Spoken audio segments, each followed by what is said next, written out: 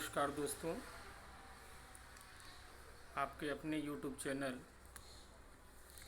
Online Hindi teaching with Shiv sir में आप सभी का बहुत बहुत हार्दिक स्वागत है। आज का जो विषय है वह है रामधारी सिंह दिनकर की रचना मनुष्य और सर्प। चूँकि यह एक लंबी कविता है इसलिए हम इसे 3 भागों में पढ़ेंगे। मनुष्य और सर्प एक ऐसी कविता है जो हमें यह सिखाती है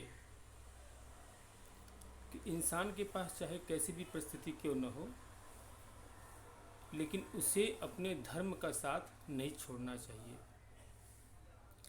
इस कविता में कुरुक्षेत्र के मैदान में जहाँ पर अर्जुन और कर्ण का युद्ध हो रहा है और बाण पर बाण चलाए जा रहे हैं, लहूलुहान हो रहे हैं दोनों,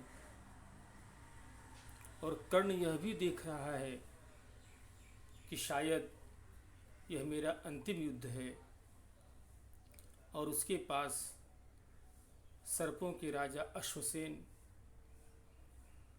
का यह एक मौका मिलता है जब अश्वसेन कहता है कि भाई तुम मुझे अपने बाण पर चलाकर अर्जुन के पास मारो, अर्जुन मेरा भी दुश्मन है, मैं उसे ख़त्म कर दूंगा।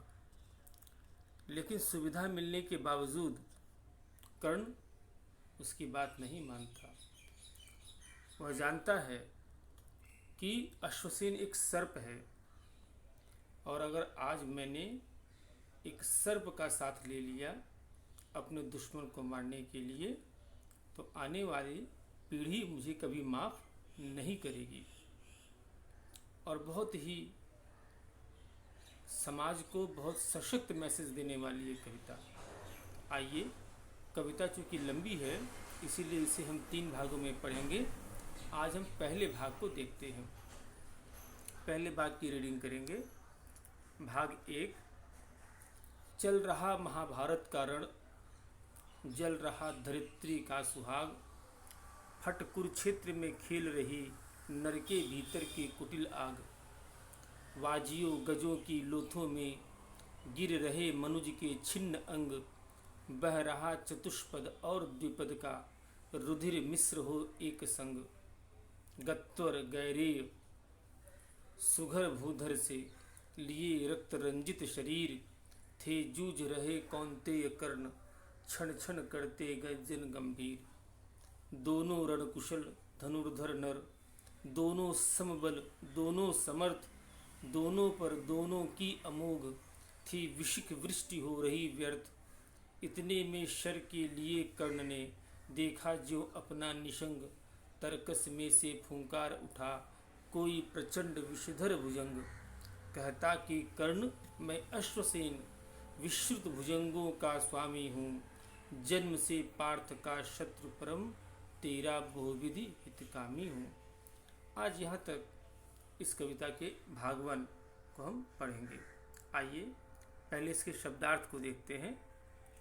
शब्दार्थ में रण का मतलब युद्ध, आप इसे अपनी कॉपी में लिखेंगे। रण मतलब युद्ध, धरित्री अर्थात धरती, सुहाग मतलब सौभाग्य, फट मतलब फट पड़ना फटना, कुटिल माने कपट, वाजी घोड़ा, गज मतलब हाथी, लोथों मतलब लाशों के ढेर, मनुज मनुष्य, चतुष्पद यानी 4 पैर वाले जानवर जैसे हाथी घोड़ा आदि, द्विपद 2 पैर वाले यानी मनुष्य, रुधिर यानी रक्त, गत्वर यानी तीव्र गति वाला, गौरेय यानी गेरुआ रंग का या चाहे लाल, सुघर यानी सुंदर, भूधर यानी पर्वत, रक्त रंजित यानी खून से सना हुआ, कौन्तेय कुंती पुत्र अर्थात अर्जुन, अमोघ मतलब अचूक, विशिख मतलब अग्नि, वृष्टि मतलब वर्षा, शर अर्थात तीर, निशंग अर्थात तरकश, भुजंग यानी सांप, विश्रुत माने प्रख्यात, पार्थ मतलब अर्जुन, हितकामी मतलब भला चाहने वाला। ये इसका शब्दार्थ पक्ष हुआ, जिसे आप अपनी कॉपी में लिख लेंगे तो शब्दार्थ याद करने से कविता के अर्थ को समझने में सुविधा होती है। अब आइए हम कवि के परिचय के बारे में थोड़ा सा जानकारी प्राप्त कर लें। रामधारी सिंह दिनकर जो इस कविता के कवि हैं। रामधारी सिंह दिनकर का जन्म कब हुआ था? 23 सितंबर 1908 और मृत्यु 24 अप्रैल 1974। हिंदी के एक प्रमुख लेखक, कवि और निबंधकार थे। वे आधुनिक युग के श्रेष्ठ वीर रस के कवि के रूप में स्थापित हैं। दिनकर स्वतंत्रता पूर्व एक विद्रोही कवि के रूप में स्थापित हुए और स्वतंत्रता के बाद राष्ट्र कवि के नाम से जाने गए। वे छायावादोत्तर कवियों की पहली पीढ़ी के कवि थे। छायावाद के बाद की जो कविता थी, एक और उनकी कविताओं में ओज, विद्रोह, आक्रोश और क्रांति की पुकार है, तो दूसरी ओर कोमल श्रृंगारिक भावनाओं की अभिव्यक्ति है। इन्हीं दो प्रवृत्तियों का चरम उत्कर्ष हमें उनकी कुरुक्षेत्र और उर्वशी नामक कृतियों में मिलता है। मुख्य जो साहित्यिक आंदोलन राष्ट्रवाद और प्रगतिवाद, ये दो विचारधाराएं उनके साहित्य में हमें देखने को मिलती हैं। मुख्य कार्य, हम ऐसे तो बहुत सारी रचनाएं दिनकर जी की हैं, लेकिन मुख्यतः कुरुक्षेत्र जो आप पढ़ रहे हैं, मनुष्य और सर्प, ये कुरुक्षेत्र की ही रचना है। कुरुक्षेत्र, रश्मिरथी, उर्वशी, हुंकार, संस्कृति के 4 अध्याय, परशुराम के प्रतीक्षा, हाहाकार। मुख्य जो सम्मान मिले थे उनको 1959 में साहित्य अकादमी पुरस्कार, 1959 में ही पद्म पुरस्कार, पद्म भूषण और 1972 में ज्ञानपीठ पुरस्कार। आइए अब हम मनुष्य और सर्प के भाग 1 का अर्थ समझने का प्रयास करते हैं। क्या कह रहे हैं कवि कि चल रहा महाभारत का रण, महाभारत का युद्ध चल रहा है। जल रहा धरित्री का सुहाग, यानी धरती का सुहाग जल रहा है, यानी धरती जल रही है। धरती के अपने बच्चे एक दूसरे को मार काट रहे हैं। फट कुरुक्षेत्र में खेल रही नर के भीतर की कुटिल आग, यानी इंसान इंसान को मार रहा है। इंसान की षड्यंत्र दूसरे इंसान को खत्म कर रहे हैं, एक दूसरे की कुटिल आग में जल रहे हैं। वाजियों गजों की लोथों में गिर रहे मनुज के छिन्न अंग, यानी हाथियों और घोड़ों की लाशों के बीच में मनुष्य के अंग भी गिर रहे हैं।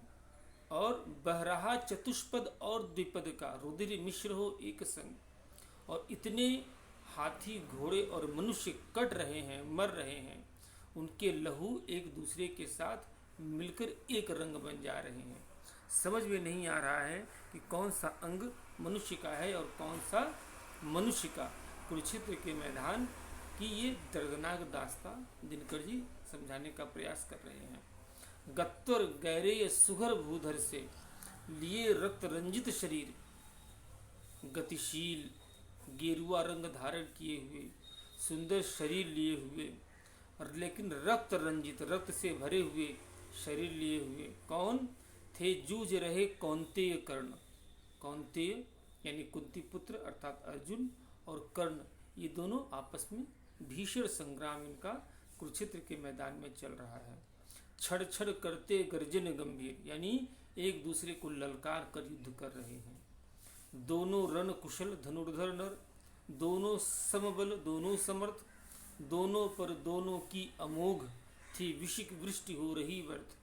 दोनों योद्धा थे, दोनों महान योद्धा हैं, दोनों एक समान बल के थे, दोनों समर्थ थे, और दोनों एक दूसरे पर बहुत ही तीव्र अग्नि वृष्टि, अग्नि वाले बाणों का प्रयोग कर रहे हैं, लेकिन दोनों पर व्यर्थ हो रहे हैं।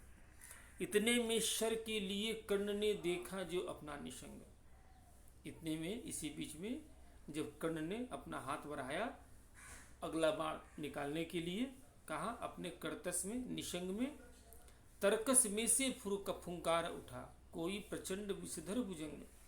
तो उसके तरकस में से कोई सांप निकल कर बाहर आया और फुंकार उठा, और क्या कहता है? कहता है कि कर्ण मैं अश्वसेन विश्रुत भुजंगों का स्वामी हूँ। हे कर्ण मैं अश्वसेन हूँ, विश्रुत भुजंगों का स्वामी हूँ, विशेष भुजंगों का मैं स्वामी हूँ, मैं सर्पों का राजा हूँ, जन्म से पार्थ का शत्रु परम। हे कर्ण मैं पार्थ, पार्थ मतलब अर्जुन, अर्जुन का परम शत्रु हूँ, बहुत बड़ा शत्रु हूँ, बहुत बड़ा दुश्मन हूँ। तेरा बहुविध हितकामी हूँ और तुम्हारा बहुत तरीके से मैं हित करने वाला हूँ। ये आज पहला भाग, और इस पूरी कविता के सारांश को भी हम देखने का प्रयास करेंगे, ताकि आपको प्रश्न उत्तर किसी भी रूप में आए तो आप इसे लिख सकते हैं। कविता का मूल संदेश क्या है, ध्यान देंगे। प्रस्तुत कविता मनुष्य और सर्प प्रखर राष्ट्रवादी कवि रामधारी सिंह दिनकर जी द्वारा रचित है। इस कविता के माध्यम से कवि ने कुरुक्षेत्र के युद्ध में अर्जुन और कर्ण के बीच के युद्ध के प्रसंग को लिया है। कवि ने इसमें मानवतावादी विश्वास को व्यंजित किया है। जहाँ कर्ण चाहता तो सर्प का साथ ले सकता था, लेकिन वो कहता है कि नहीं, मैं इंसानियत को मुंह नहीं दिखा पाऊंगा। तो यहाँ कर्ण का मानवतावाद फूट पाया है। सर्पों का राजा अश्वसेन कर्ण को प्रलोभन देता है कि वह कर्ण की सहायता से अर्जुन का वध कर देगा, परंतु मानवतावादी कर्ण उसके इस प्रलोभन को स्वीकार नहीं करता। इस कविता के माध्यम से कवि दिनकर ने कर्ण के उदात्त मानवीय रूप को सफलतापूर्वक रेखांकित किया है। एक सच्चा योद्धा विषम परिस्थितियों में भी अमानवीय कार्य कभी नहीं करता, ये दिनकर जी ने दिखाने का प्रयास किया है। वर्तमान युग की सामाजिक एवं राजनीतिक परिस्थितियों के आलोक में यह कविता बिल्कुल प्रासंगिक लगती है। बिल्कुल प्रासंगिक कविता है, क्योंकि आज के समय में भी हमारे बीच में बहुत सारे सर्प, सर्प मतलब इंसान के वेश में बहुत सारे सर्प घूम रहे हैं, जो अपना फ़ायदा उठाने के लिए हमें इस्तेमाल कर लेते हैं। आज के समय में हर कोई जीत के लिए किसी भी हद तक कुटिल कार्य करते हैं, परंतु कर्ण ने अश्वसेन की सहायता न लेकर यह साबित कर दिया कि हमें हर परिस्थिति में मानवीय गुणों का निर्वाह करना चाहिए। तो आइए, ये पार्ट 1 इस कविता मनुष्य और सर्प का। अगर आप मेरे चैनल पर नए हैं तो online Hindi teaching with Shiv sir, इस चैनल को आप अवश्य ही सब्सक्राइब करें। अगर ये पसंद आता है तो आप इसे अपने दोस्तों को लाइक, शेयर और शेयर भी अवश्य करें, और इसे वीडियो को लाइक भी करें, ताकि बाकी लोगों को भी इसका फ़ायदा मिले। बहुत बहुत नमस्कार।